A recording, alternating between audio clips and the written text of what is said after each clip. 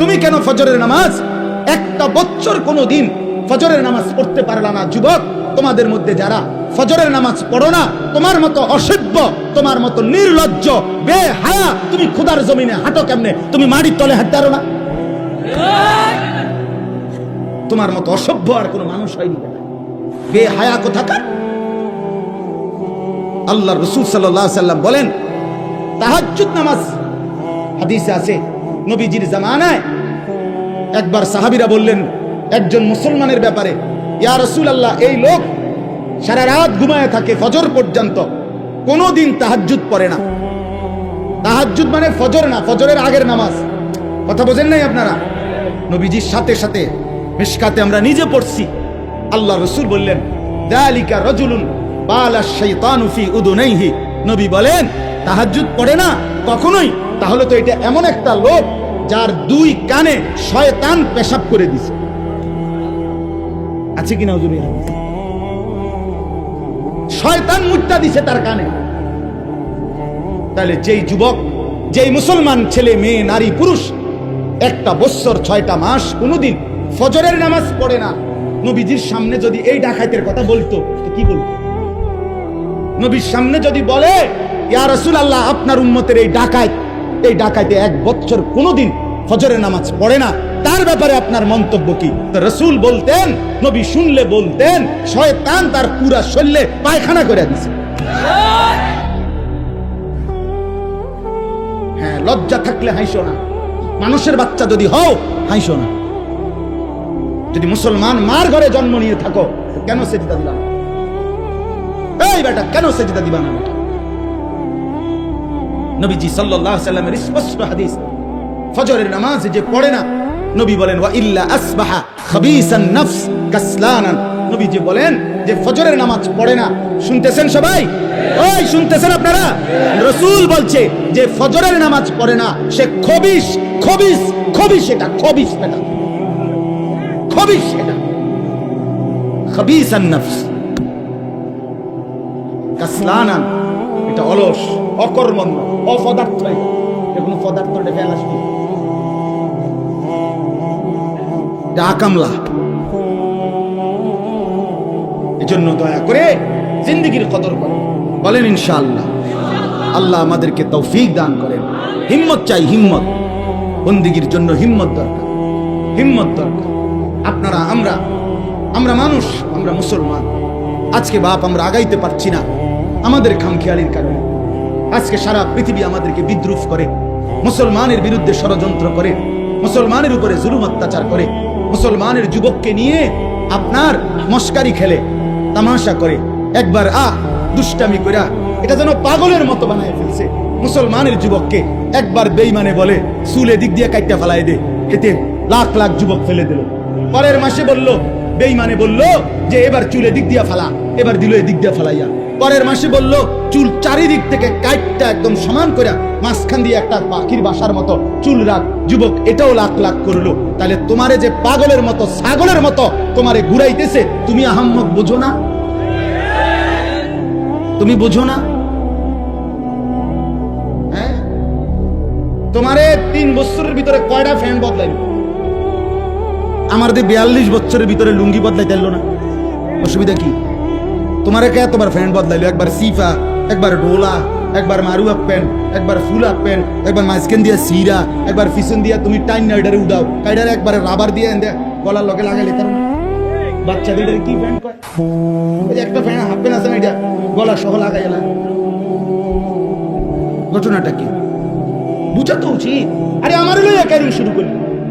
আমি তো প্রায় বলি, আমি যদি এই লোকটারে এখন বলি, এই ছেলেটারে যে তুমি একবার দাঁড়াও, দাঁড়াইলো, আবার বইলো, এবার একটু কাইতইলো, আবার এদিকে কাইতো, ঠ্যাং ধরে ডালবি দাও, দিল ঠ্যাঙালি। এরপর হে কি করবো? আমার ওইটা কি পাগল ধরে আনছে? কথা বলে না, বলবে কি? আরে আরে এটা কি পাগল? এবার আমার লইয়া গেরুম শুরু করছে, একবার কয় ডান দিকে, একবার কয় বাম দিকে, একবার কয় ঠ্যাঙালগি দাও। বলবে কি না? বলেন না কেন? যেই কোনো মানুষ বলবে এটা যে আমার লইয়া কে পাগলামি শুরু করলো। আজকে মুসলমানের ছেলেদেরকে নিয়ে, যুবক যুবতীদেরকে নিয়ে বেঈমান এরকম তামাশা খেলতেছে, মজাক করে, ঠাট্টা করে। হ্যাঁ দেহি চাইছিল ইন্ডিয়া কই হালাই তো দেহি ভালাইনি, হালা ইন্ডিয়া ফালাই তো দেহি ভালায়, যেটা কয় বেঈমানে ওইটাই করে, যেটা বলে বলছে বেড়ি লইয়া মোটরসাইকেল চালাও, হ্যাঁ দিল তো সাইরা, ডাকাততে ছাড়লো, কক্সবাজার গিয়ে থাম। অসভ্য মেয়েরা বলছে পিছন দিক দিয়া জড়াইয়া ধরো, এটাই ডিজাইন, দিল জড়াইয়া ধইরা। লাখ লাখ মানুষ দুই পাশে রাস্তা থেকে দেখতেছে, আর এই অসভ্য বেহায়া একটা যুবতী, সে যুবকের পিছন দিয়া জড়াইয়া ধইরা ঢাকা থেকে চিটাং। হায় হায় হায়, মানুষ এত নিকৃষ্ট হয় কেন? মানুষ এত নির্লজ্জ হয় কেন? মানুষ এত বেহায়া হয় কেন?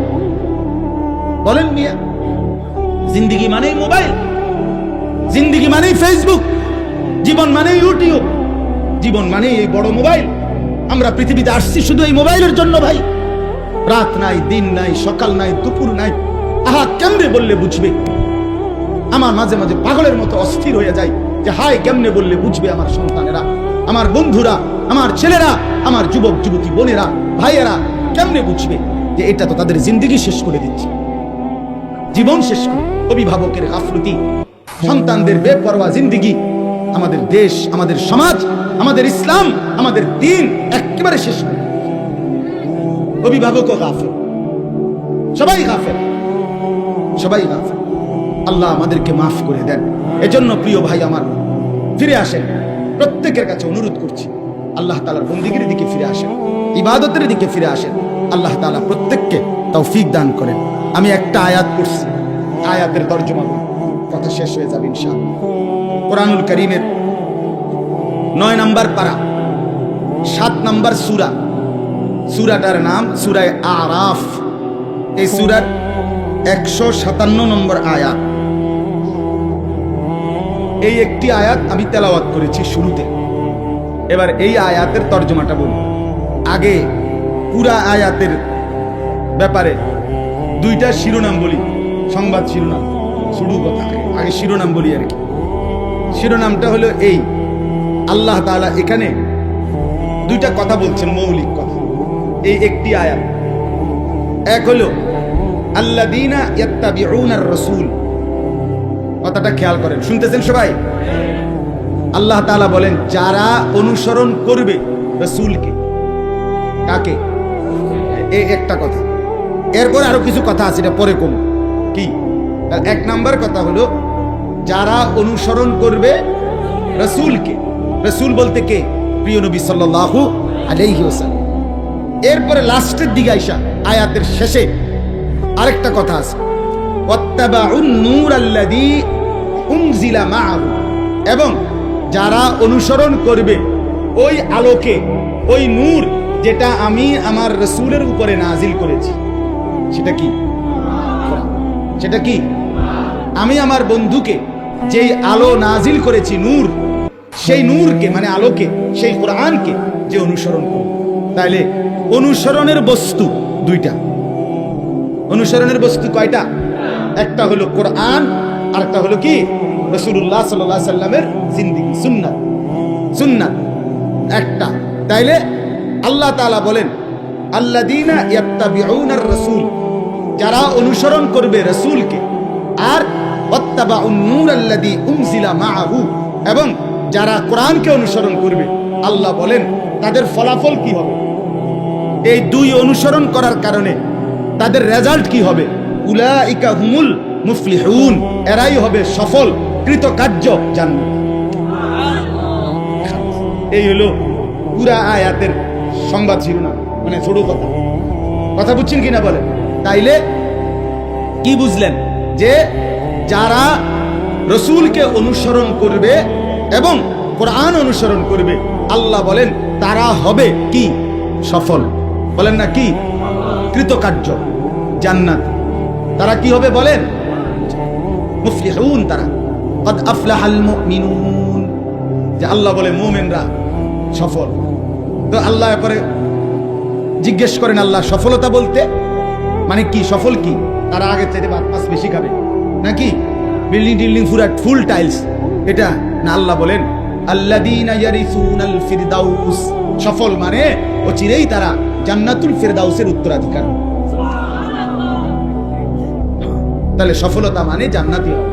সফলতা মানে কি হওয়া বলেন না? আমরা বুঝি না, আমরা বুঝি না বাপ। আমরা বুঝি সফলতা মানে দুনিয়া অর্জন, দুনিয়া অর্জন। যেটা তার 3 ছেলের বিদেশ পাঠাইছে, 4টা মেয়ে বিয়ে দিছে, 2 বিল্ডিং করছে, 4টা করে রুম, ভিতরে 2টা করে বাথরুম, টাইলস চলা। আগে পূর্বপুরুষ মাটিতে মুক্ত হয়, ওরা জীব নায়নাথপুর টাইলসের মধ্যে। অনেক বড় সৌভাগ্য ওনার, কপাল, সান কপাল, টাইলসের মধ্যে। এটা এত বড় নিয়ামত আর কি হতে পারে। বাহ বাহ, সফল। অন্য মানুষে এবারে কয় আপনি কি, তামনে তো সেরে গেছে, উনি সেরে গেছে। কি লেগে সেরে গেছে এবারা? ওই যে এবারা 3 ফুট বিদেশ, মেয়েও বিয়ে দিয়ে ফেলছে, বিল্ডিংও করে লাইছে, আর সমস্যা কি তা ওনার? বুঝেন নাই কথা? আমরা মনে করি উনি সেরে গেছে, উনি সফল, উনি কৃতকার্য। আমি যদি প্রশ্ন করি আপনার 3 ছেলে 3 জন নামাজ পড়ে তো? আমি যদি প্রশ্ন করি আপনার 3 ছেলে বহির্বিশ্বে ইনকাম যে করে শতভাগ হালাল? আপনার 3 ছেলের বউ পর্দা করে তো? আপনার 4টা মেয়ে বিয়ে দিছেন, শ্বশুর বাড়িতে তারা নামাজ পর্দা ঠিক মতো করে তো? নায়নাথপুর ছেলে পেলে সবাই আল্লাহর কোরআন পড়তে পারে তো? তখন আর কোনো জবাব আসবে না, তখন আর কি আসবে না? সফলতা কিভাবে, সফলতা কিভাবে হলো বলে? এই জন্য বাপ আমার, এক মুসলমান পরিচয় দিলে, আমরা যদি নিজেকে পরিচয় দেই মুসলমান, আমরা যদি বলি আমি মুসলমান খোদার কসম, তাইলে আমাদের সফলতা দুনিয়া অর্জন না। দুনিয়া অর্জন হইলে সফল হয় না। দুনিয়া অর্জন হইলে যদি সফল হতো তো সমস্ত কাফের বেঈমান তারা 1 নম্বরে সফল। কারণ আজকের পৃথিবীতে এখনো গোটা পৃথিবীর মুসলমান একত্র হয়ে কামাই রোজগারি করলে ইউরোপ আমেরিকার 2-4-10 জনের টাকার সমানও হবে না। আমরা যখন 10 তলা বিল্ডিং দেখে মনে করি বেটা বিরাট বড় লোক, ইউরোপ আমেরিকা এগুলা গণা তো ধরে, গণা তো ধরে। আমি আপনার ওই আমার যে প্রাইভেট কার, এটা জাপানি মডেলের গাড়ি, মানে সবচেয়ে কম দামি গাড়ি জাপানি মডেলের, প্রোবক্স। এটা হলো সব জাপানি মডেলের প্রাইভেট কারের মধ্যে সবচেয়ে কম দাম, যেটা 8,60,000 টাকা দিয়ে আমি কিনছি। তো আমি পরে খবর নিলাম, এটা হলো ওই দেশে তারা তাদের বাজার খরচা টরচা মাল টাল, হ্যাঁ, এবং ছাগল টাগল লইয়া এটার ভিত্তি করে মাল নেয়। এইটা হইলো আমি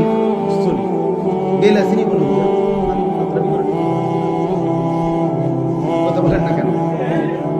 মানে যেটি দিয়ে হারা কি করে আপনার এই ফাঙ্গাস তেলাপিয়া দৈন্যতা কাঁচামরিচ নেয় ভাই। তাইলে দুনিয়া নিয়ে অহংকার করার কোনো লাভ নেই, কোনো লাভ। আরো কামাই করলেও দুশ্মনের বেঈমানের দুনিয়ার মাল আর সম্পদের মতো মুসলমান ধারে যাইতে পারবে না। কেন পারবে না? প্রশ্ন হলো রব্বুল আলামিনের ওয়াদা, দুনিয়া আমি আমার ইমানদার বান্দাদেরকে পূর্ণ দেব না। কথা বলেন না কেন? আল্লাহ নিজে বলছে আমি দেব না বেটা, আমি আমার ইমানদার বান্দাকে জান্নাতে আখিরাতে পূর্ণ নিয়ামত দেব। সেদিন তারা ফালা তা'লামু নাফসুম মা উখফিয়া লাহুম মিন কুররাতি আ'য়ুন, দেখবে জান্নাতের নিয়ামত, এক এক নজরে চোখ ঠান্ডা হয়ে যায়, চোখ ঠান্ডা হয়ে যায়। এজন্য বললাম সফলতা আখিরাত, সফলতা জান্নাত, সফলতা ডান হাতে আমলনামা পাওয়া, সফলতা কবরে 3টা প্রশ্নের জবাব ঠিক মতো দিতে পারা, সফলতা হাসরের ময়দানে মিজানের পাল্লায় নেকি ভারী হওয়া, সফলতা ফুলসিরাত বিজলির মতো পার হওয়া, সফলতা অনন্তকালের জান্নাত লাভ করা, সফলতা আল্লাহ তাআলার দিদার নসিব হওয়া, সফলতা রব্বুল আলামিনের সন্তুষ্টি লাভ করা। ওয়া রিদওয়ানুম মিনাল্লাহি আকবার।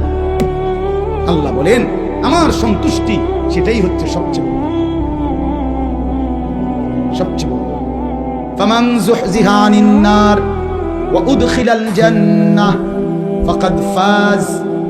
রব্বুল আলামিন বলেন যাকে জাহান্নাম থেকে মুক্তি দেয়া হলো, অতঃপর যাকে জান্নাতে ঢুকানো হলো, ফাকাদ ফাজা। রব্বুল আলামিন কোরআনে বলেন সেই কেবল সফল হলো। ফাকাদ ফাজা, ফাজা আল ফাউজ, সেই কেবল কি হলো? তাইলে রব্বুল আলামিন বললেন জাহান্নাম থেকে মুক্তি পেলে জান্নাতে প্রবেশ করলে সফল হয়, এর আগে বন্ধু সফল হয় না। ওয়াকালুল হামদুলিল্লাহিল্লাযী আযহাবা আন্নাল হাযান। রব্বুল আলামিন বলেন হাসরের ময়দানে আমার বান্দা যখন জান্নাতি হবে আর জান্নাতের মধ্যে ঢুকবে, জান্নাতের নাজ ও নিয়ামত এক নজর দেখে আমার বান্দা বলবে, আল্লাহ আপনার সব প্রশংসা, আজকে আমার জীবন থেকে সমস্ত চিন্তা জীবনের তরে দূর হয়ে গেল। সফলতা সেদিনই মিলবে, সফলতা যেদিন জান্নাত মিলবে, যেদিন জান্নাত মিলবে, যেদিন রব্বুল আলামিনের সন্তুষ্টি মিলবে, রব্বুল আলামিনের সন্তুষ্টি মিলবে। আল্লাহ তাআলা কুরআনুল কারীমের মধ্যে বলছে, আমি আমার বান্দাকে জান্নাতে নিয়ামত দিতেই থাকবো, দিতেই থাকবো, দিতেই থাকবো, দিতেই থাকবো। ফেরেশতা কেবল বলবে আর লাগবে নি, আর লাগবে নি। বান্দা বলবে না আর লাগবে না। আল্লাহ বলবে আরো দাও, আরো দাও, আরো দাও, আরো দাও, আরো দাও, আরো দাও, শেষ পর্যন্ত বান্দা বলবে, ফেরেশতা ভাই কইলাম তো আর লাগতো না, আর কিত্তা দাও। ফেরেশতা বলবে, রব্বুল আলামিন আপনার জান্নাতি বান্দা বলতেছে আর লাগবে না, আর চাচ্ছে না। আল্লাহ বলবে, না ফেরেশতা, ওয়ালাদাইনা মাজিদ, আমার কাছে আরো আছে, আরো আছে, আরো আছে। এবার ফেরেশতা বলবে, আল্লাহ এবার তাইলে কি দিবেন আপনি, আর কি দিবেন? তো রব্বুল আলামিন বলবে, ফেরেশতা আমার 70,000 নূরের পর্দা সরায়া দাও, এবার জান্নাতি বান্দা আমাকে দেখবে, আমি তাকে দেখব। হ্যাঁ, এটা ইয়াকিন আমাদের, আলহামদুলিল্লাহ, এটা হবে নিশ্চিত, হবে নিশ্চিত। বন্ধু আমার, তুমি যদি সিনেমার নর্তকীর কথা বুঝতে পারো, তুমি যদি টেলিভিশনের ফুটবল ক্রিকেটের খেলোয়াড়ের মতো কথা বিশ্বাস করতে পারো, তুমি যদি টেলিভিশনের খবর মানতে পারো, স্বীকার করো আমি আরশে আজিমের মালিক আল্লাহর কথা স্বীকার করবো না কেন? কথা বলেন না কেন? আমনে যে শিক্ষারাই এখন খবরে কইছে, বেড়া খবরে সঠিক না হলে নি খবরে কয়, আমনে বেড়িতে কইছে খবরের ভিতরে, আমনে তেইটা এত মজবুত হয়ে গেল। তাহলে দুনিয়ার মহিলা বললে আপনার কাছে যদি টেলিভিশনের খবর এত নিশ্চিত হয়, আমার কাছে আমার রব্বুল আলামিনের খবর, আল্লাহর কথা, রাসূলের কথা, সেটা আমার কলজার মধ্যে নিশ্চিত হবে না কেন? এজন্য আমার শায়েখ আরিফ বিল্লাহ আল্লামা মুফতি মুশতাকুন নবী কাসেমি হযরত দামাত বারাকাতুহুম প্রায় বলে যে, যুবক আজকে তুমি মানুষের বেডি চাও, আমি হাসরের ময়দানে একসাথে 70,000 হুর জান্নাতি নারী একসাথে দেখব। তুমি অনসা, আজ তুমি নর্তকীর গান শোনো, আমি জান্নাতে 70,000 হুরের গান একসাথে শুনি। তুমিও মজা করো, আমিও মজা করো, বাকি দুনিয়া তোমারও চলতেছে, আমারও চলতেছে, ঠিক কিনা বলেন না কেন? সেজদাওয়ালার রাতও ভোর হয়, নাফরমানের রাতও ভোর হয়, হয় কিনা বলেন না কেন? ভাত খাইলে সেজদাওয়ালারও পেট ভরে, বেঈমানেরও পেট ভরে। গরুর গোশত নামাজির লাগে যে এই স্বাদ, নাফরমানের লাগে এই স্বাদ। কথা বলেন না কেন? তাহলে আর অসুবিধা কি? তুমি বেশি কি আগাইছ, বেশি কি অর্জন হয়েছে বলেন? দুনিয়ার এই সুদখোর, ঘুষখোর, এই সিটার বাটপাররা, হারাম রোজগারকারীরা, এরা দুনিয়া বেশি কি ভোগ করছে, কোনান দিয়ে আগায় গেছে আম করতে। কথা বলেন, এখন বাজে 7:40, মনে করেন এখন বাজে কত? আমরা যারা মাগরিবের নামাজ পড়ছি তারা এখন বাজে কয়টা? আর যারা আপনার সুদখোর, ঘুষখোর, বেনামাজি, এখন কয়টা বাজে? তো হেতে কিতা গেছে, হেতের যদি 8:50 বাজে তো তুই না আগে যেত। কথা বলেন, কি রে বেটা, তুই আমার থেকে কি আগাইছো? তুমি তোমার যে সময় 7:40 বাজে, আমারও তো এই সময় 7:40 বাজে। এই জন্য দুনিয়া আগায় না, দেখা হবে হাসরের ময়দানে।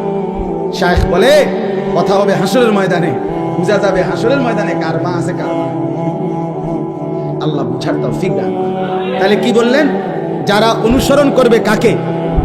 রাসূলকে। আর অনুসরণ করবে কাকে? কোরআন। তারা কি হবে? সফল হবে। কি হবে বলেন? আর সেই সফলতা মানে জান্নাতি হবে। বলেন না, কথা কর না। সফল হবে মানে কি হবে? জান্নাত। সবাই বলেন কি হবে? আবার বলেন কি হবে? জান্নাতি হব তো ইনশাআল্লাহ।